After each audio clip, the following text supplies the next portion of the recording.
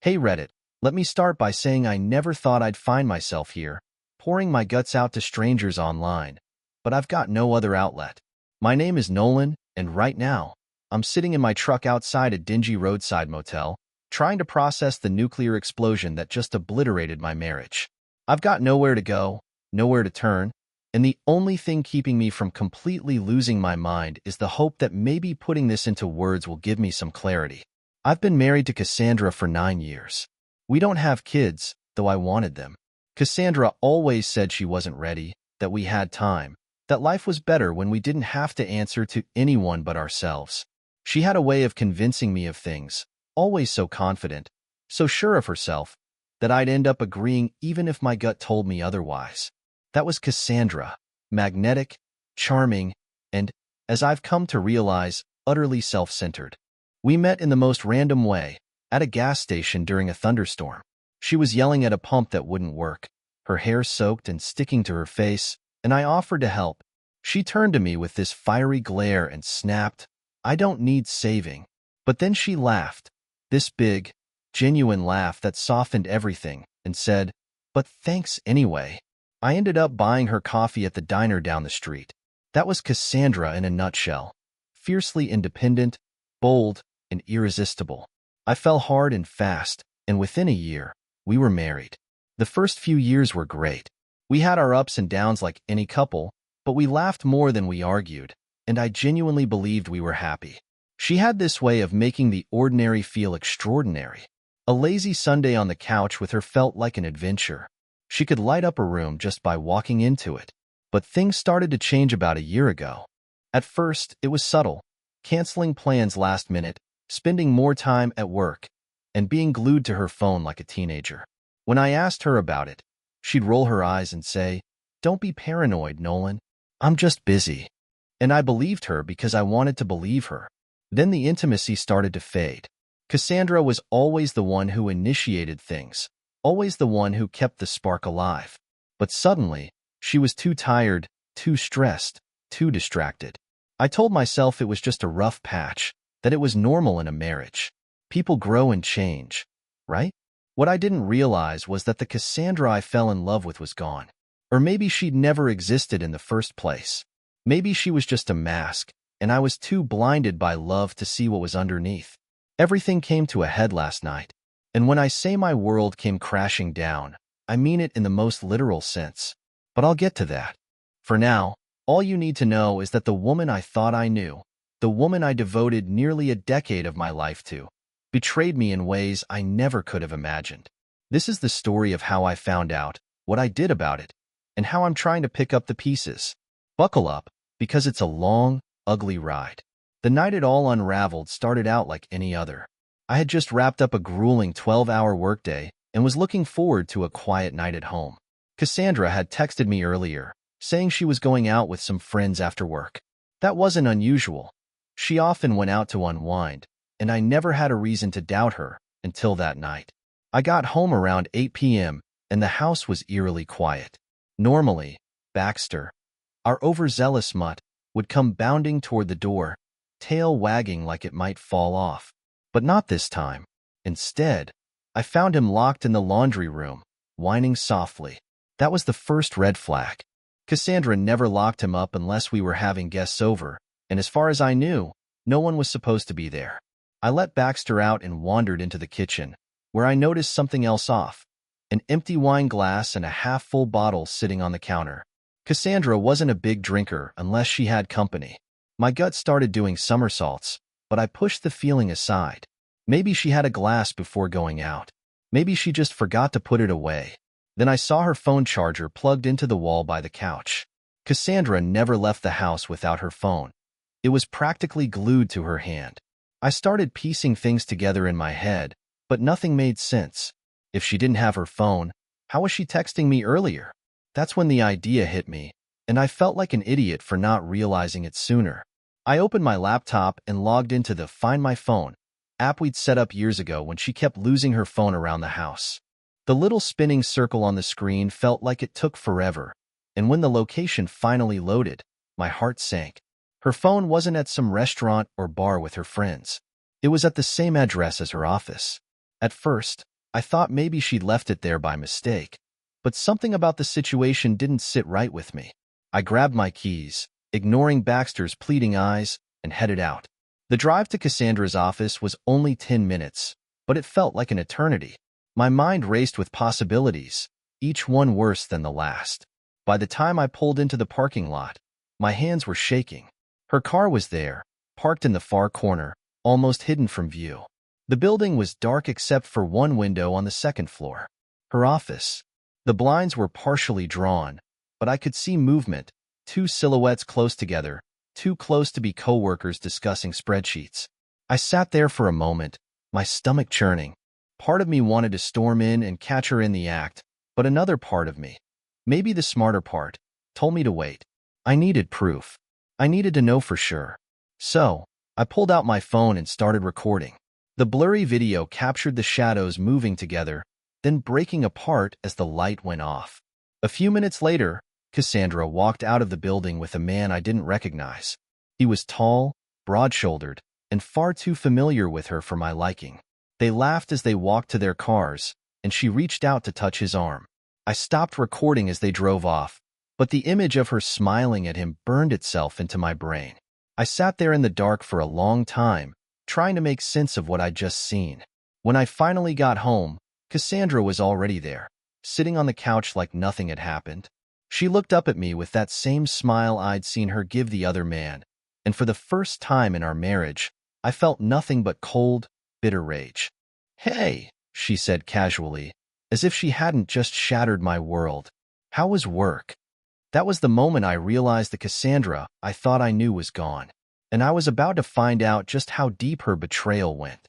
When I stepped into the living room that night, Cassandra was lounging on the couch like nothing was wrong. She had a glass of wine in hand and was scrolling through her phone, smiling to herself. The sight of her calm, almost smug demeanor made my blood boil. "Work was fine," I said, my voice as steady as I could make it. "How was your night?" She glanced up at me, completely unfazed. "Oh, same old. Just went out with the girls for drinks. It's good to blow off some steam once in a while." The audacity. She didn't even flinch. I stared at her for a long moment, trying to figure out how someone could lie so effortlessly. My mind flashed back to the scene I'd recorded at her office, her laughter, her hand lingering on that guy's arm. My stomach twisted, but I forced myself to stay calm. "Did you leave something at work?" I asked casually, stepping closer to her. She furrowed her brow. "What? No, why?" I nodded slowly, pretending to accept her answer, but inside, I felt like I was about to explode. "Funny. I could have sworn I saw your car there tonight. And someone else's too." That did it. Her eyes darted to mine, wide with surprise, but she recovered quickly. "Nolan, are you seriously following me now? That's creepy. I mean, really? You're acting paranoid." Paranoid. The word echoed in my head, and I clenched my fists to keep from yelling. "I'm not paranoid," I said quietly. "I'm observant. And I saw you tonight, Cassandra. At your office. With him." Her expression hardened in an instant, the mask of concern replaced by something sharper, colder. "I don't know what you think you saw," she said, setting her wine glass down with a little too much force. "But I was at work late, finishing a project. If someone happened to stop by, that's none of your business." I laughed, a bitter, humorless sound that filled the room. "None of my business? Cassandra, you're my wife. Or did you forget that while you were busy cozying up to some random guy?" Her face twisted into a scowl. "You're being ridiculous, Nolan. He's a coworker, and we were going over client proposals. That's it." I pulled out my phone and held it up, the video from earlier playing silently on the screen. Her face went pale as she watched the grainy footage of her and the mystery man in her office. "Client proposals, huh?" I said, "because it looks a hell of a lot more personal than that." For a moment, she didn't say anything. Then she crossed her arms and narrowed her eyes. "You're invading my privacy," she snapped. "Filming me like some kind of stalker? You're the one who should be ashamed, Nolan, not me." I couldn't believe what I was hearing. She wasn't apologizing. She wasn't explaining. She was attacking me, like I was the one in the wrong. "You're unbelievable," I said, shaking my head. Do you even hear yourself right now? Oh, I hear myself just fine, she shot back. You, on the other hand, are acting like a psycho. Maybe if you weren't so controlling, I wouldn't feel the need to. To what? I interrupted, my voice rising. To cheat on me? To lie to my face every single day? That's on you, Cassandra, not me. She rolled her eyes and leaned back on the couch, her arms still crossed. You're being dramatic. Nothing happened. You're blowing this way out of proportion. Nothing happened? I barked, my anger finally boiling over. Then why were you locking lips with him in your office, huh? Why were you laughing with him like he was your husband and not me?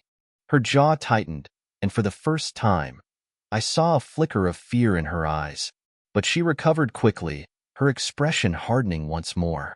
Fine, she said, her voice cold and sharp. You want the truth? Here it is. I've been bored for years, Nolan. You're predictable, dull, and stuck in your ways. I needed more, and you weren't giving it to me. Her words hit me like a slap.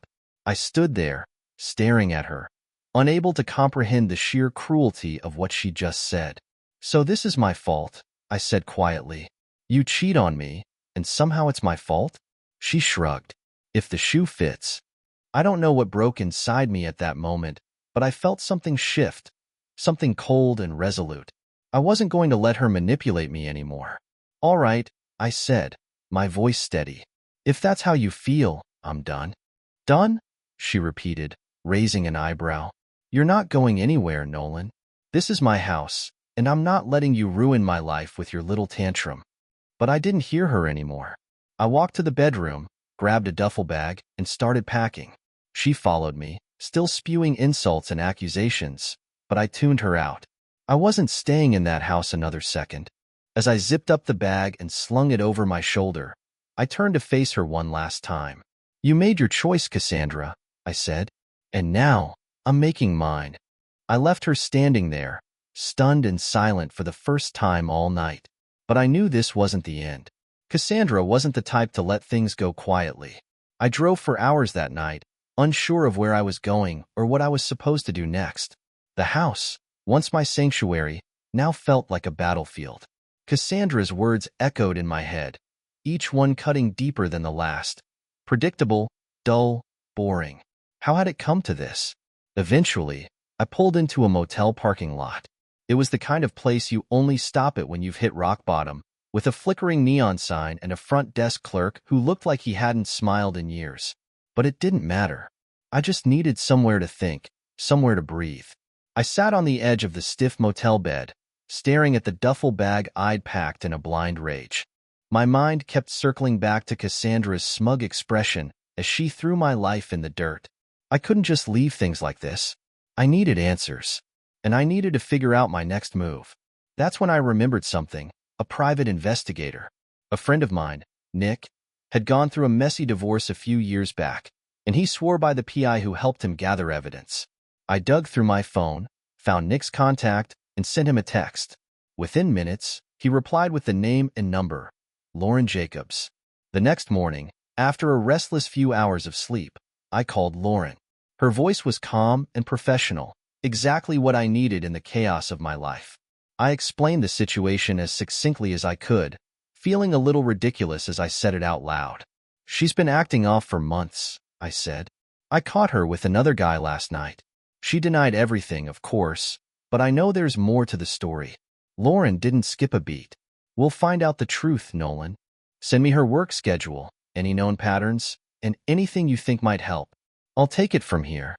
Over the next week, I stayed in the motel while Lauren worked her magic. I went through the motions during the day, running my landscaping business like nothing had happened, but every night I found myself staring at my phone, waiting for an update. When Lauren finally called, I braced myself for what I already knew in my gut. Nolan, she began, her tone gentle but firm. I have everything you need. She sent me a file, photos, timestamps, receipts. It was all there, laid out in stark detail. Cassandra hadn't just been with one guy. There were three, all with overlapping timelines. She'd meet them at hotels, coffee shops, and even parks, like some twisted scavenger hunt. And the man I saw her with that night? His name was Eric, one of her coworkers. They'd been seeing each other for months. But the worst part? She brought some of them into our home, our bedroom. I stared at the evidence for what felt like hours, my emotions cycling between rage, disgust, and heartbreak. The woman I'd spent nearly a decade of my life with, the woman I thought I knew better than anyone, had betrayed me in ways I couldn't even fathom. That night, I drove back to the house. I wasn't sure what I was going to do, but I knew I couldn't stay silent anymore. When I walked in, Cassandra was in the kitchen, scrolling through her phone like nothing had happened. She didn't even look up when I set the folder of evidence on the counter in front of her. "What's this?" she asked, her voice dripping with indifference. "Open it," I said, my voice cold and steady. She sighed, like I was inconveniencing her, and flipped through the photos. Her face paled as she realized what she was looking at. "What the hell is this, Nolan?" she snapped, slamming the folder shut. "It's the truth," I said. "The truth about what you've been doing behind my back." Her eyes narrowed, and for a moment, I thought she might try to deny it. But then she smirked, that same smug smirk that made my blood boil. "So what?" she said, crossing her arms. "You think you're some kind of hero for catching me? Newsflash, Nolan. This marriage has been dead for years. I just didn't want to be the one to end it." Her words were like a punch to the gut, but I didn't let her see how much they hurt. "Then why didn't you just leave?" I asked, my voice shaking with barely contained rage. "Why drag me through the mud? Why lie to my face over and over again?" "Because it's easier," she said, shrugging like it was the most obvious thing in the world. "You're predictable, Nolan. You're safe. And I didn't want to give up the comfort of that just because I needed more." "More?" I repeated, my voice rising. "You mean more lies? More betrayal? Is that what you needed, Cassandra?" She rolled her eyes, like I was the one being unreasonable. "I'm not apologizing for wanting to be happy," she said. "And if you had been paying attention, maybe you would have seen this coming." Her lack of remorse, her complete disregard for everything we'd built together, pushed me over the edge. "You're unbelievable," I said, grabbing the folder and turning toward the door. "Where are you going?" she called after me, her tone more annoyed than concerned. "To make sure everyone knows the truth," I said without looking back. As I drove away, I knew this wasn't over.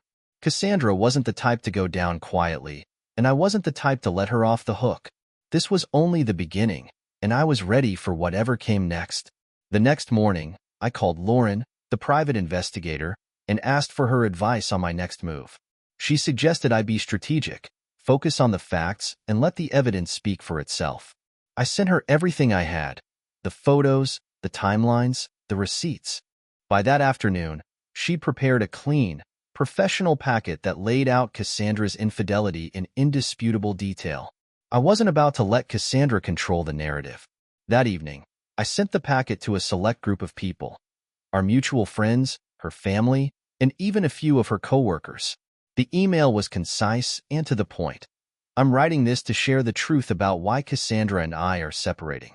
I've attached evidence showing her repeated betrayal over the past year. This isn't about revenge. It's about clarity. I won't tolerate lies being spread about me. Thank you for understanding." The fallout was immediate. My phone buzzed nonstop with calls and texts. Some of her friends were furious at her. Others couldn't believe it. Her sister, Lauren, even called me in tears, apologizing for Cassandra's behavior. But Cassandra? She retaliated. She posted a long, dramatic status on social media, painting me as controlling and accusing me of fabricating the evidence. She claimed I was obsessed with ruining her life and begged people not to believe my lies. I didn't respond. I didn't have to. The evidence was already out there, and the cracks in her story were too big to ignore. The day after I sent out the evidence, Cassandra's retaliation kicked into full gear. My phone buzzed with notifications as mutual friends forwarded me screenshots of her posts. She'd gone on a full-blown campaign to rewrite the narrative, painting me as a controlling, paranoid husband who couldn't handle losing her. Her posts were dripping with melodrama. "Nolan has always been insecure and controlling. He's spreading lies to make me look bad because he can't accept that our marriage is over. Please don't believe his fabricated evidence. This is just his way of punishing me for being brave enough to move on. Brave enough to move on? The audacity of it made my blood boil. I thought about replying, about countering her lies in the same public forum she was using, but I knew better. My strength was in the truth, and I wasn't going to stoop to her level. Instead, I leaned into the support from the people who believed me. Cassandra's sister, Lauren, had reached out after I sent the evidence. She was furious with Cassandra and said she wasn't going to stay silent. She's been pulling this crap for years, Lauren said during a phone call. You're just the first one who's calling her out on it. Lauren offered to help set the record straight, and I took her up on it. She posted a calm, factual statement on her social media, backing up my claims and urging people to look at the evidence before jumping to conclusions. The tide began to turn. Mutual friends who had initially stayed neutral started reaching out to me, apologizing for doubting my side of the story. Even some of Cassandra's closest friends admitted they'd started to see through her facade. But Cassandra wasn't done. That evening, I got a call from an unknown number. It was her lawyer. Mr. Nolan, my client has informed me that you've been defaming her publicly. If this continues, we will be forced to pursue legal action. I almost laughed. Defamation? I said, my voice steady. I've shared documented evidence of her actions. If you'd like, I can forward it to you as well. There was a pause on the other end before the lawyer cleared his throat. I see. Well, I'll advise my client to proceed cautiously. It was clear Cassandra's attempts to intimidate me weren't working. She was grasping at straws, and the more she pushed, the more desperate she looked. Later that night, I decided to take one final step to protect myself. I called Lauren, the private investigator, and asked her to gather every last piece of evidence she could find. I didn't want there to be a single crack in my case when this inevitably ended up in court. Lauren didn't disappoint. She unearthed text messages between Cassandra and one of her affair partners, where Cassandra openly mocked me, calling me too stupid to figure anything out. She even found financial discrepancies. Cassandra had been secretly withdrawing money from our joint account to fund her escapades. Armed with this new evidence, I called my lawyer, Aaron, the next morning. It's time, I said. Let's file for divorce. Aaron assured me that with the evidence we had, Cassandra wouldn't have a leg to stand on. He also recommended filing a motion to freeze our joint assets to prevent her from draining what was left. By the end of the day, the papers were ready. The next step was serving them to Cassandra, and I had a feeling that confrontation was going to be anything but civil. The next day, Cassandra was served the divorce papers while she was at work. I didn't want to be there when it happened. There's something about that moment I didn't need to witness firsthand. Still, I couldn't help but imagine the look on her face when she opened that envelope and realized just how far I'd gone. It didn't take long for her to call me. The moment my phone buzzed, I braced myself for the storm. "Nolan," she hissed, her voice dripping with venom. "What the hell is this?" "You know exactly what it is," I said calmly. "It's the result of everything you've done. The lies, the betrayal, the disrespect. I'm done, Cassandra." "You're done," she spat. "You're pathetic. You think filing some papers is going to scare me? You think you're going to come out of this looking like the victim? Let me tell you something, Nolan. You'll regret this." "No, Cassandra," I said, my voice firm. "The only thing I regret is not seeing who you really were sooner." She hung up, but I wasn't naive enough to think that was the end of it. Sure enough, within hours, her social media exploded with new posts. This time, she wasn't just attacking me. She was playing the victim to an even more exaggerated degree. I can't believe how cruel people can be. I've been nothing but a supportive wife, and now Nolan is dragging my name through the mud because he's too insecure to accept the truth. I just wanted to move on peacefully, but he won't let me. Her friends and family started chiming in, some defending her, others cautiously questioning her story. But the damage was already done. The evidence I'd shared with key people had spread further than I anticipated, and her carefully constructed facade was crumbling. That evening, I decided it was time for one last face-to-face conversation. I didn't want to talk to her. I didn't want to see her. But there were a few things I needed to say before I could fully let go. When I pulled into the driveway of our house, her car was there, parked haphazardly like she'd rushed home in a fit of rage. The moment I walked inside, she was waiting for me in the living room, arms crossed and eyes blazing. "You've ruined everything," she snapped as I stepped through the door. "No, Cassandra," I said, setting my bag down calmly. "You ruined everything the moment you decided to cheat on me. I'm just cleaning up the mess you left behind." Her expression darkened, but she didn't interrupt. "This isn't just about the divorce," I continued. "This is about you owning up to what you've done. For once in your life, take responsibility for your actions." Her laugh was bitter, almost mocking. "You're delusional if you think anyone's going to believe your sob story. People know me, Nolan. They know I'm not some monster you're trying to make me out to be. Do they?" I said, pulling out my phone. "Because I've got enough evidence to prove otherwise. Photos, texts, receipts, you name it. And so far, everyone I've shared it with seems to think it paints a pretty clear picture."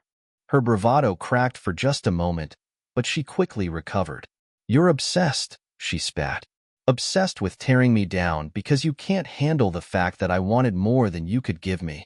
I stared at her, the woman I had once loved, and felt nothing but pity.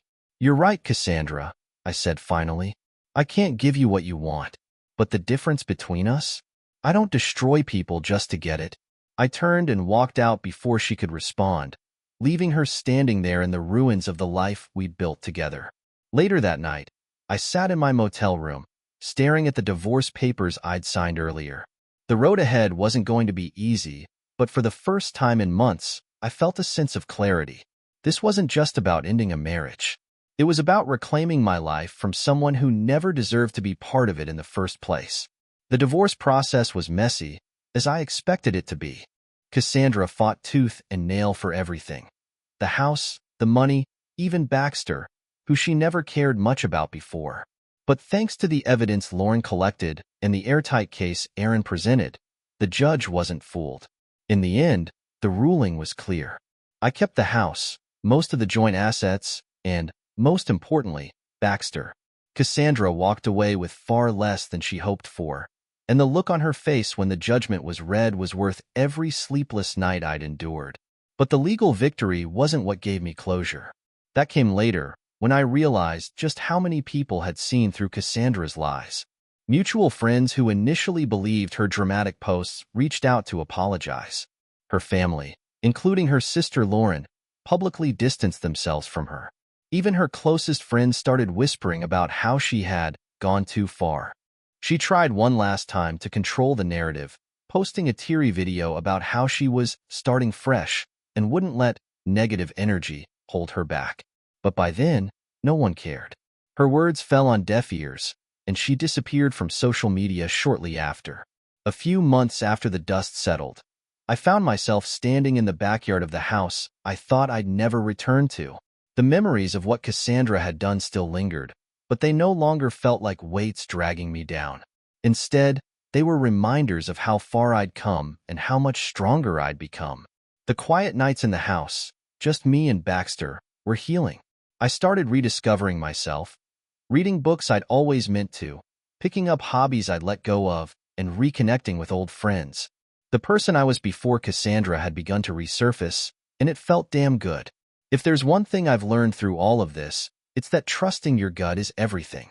I ignored the signs for too long, convincing myself that I was imagining things, that Cassandra would never betray me like that. But when the truth came out, I realized I'd been lying to myself just as much as she had been lying to me. To anyone reading this who might be in a similar situation, my advice is simple. Don't let anyone make you doubt your worth. If someone disrespects you, betrays you, or treats you like you're less than you are, walk away. It's not easy. It's hell, honestly. But on the other side of that pain is freedom. Today, I'm free.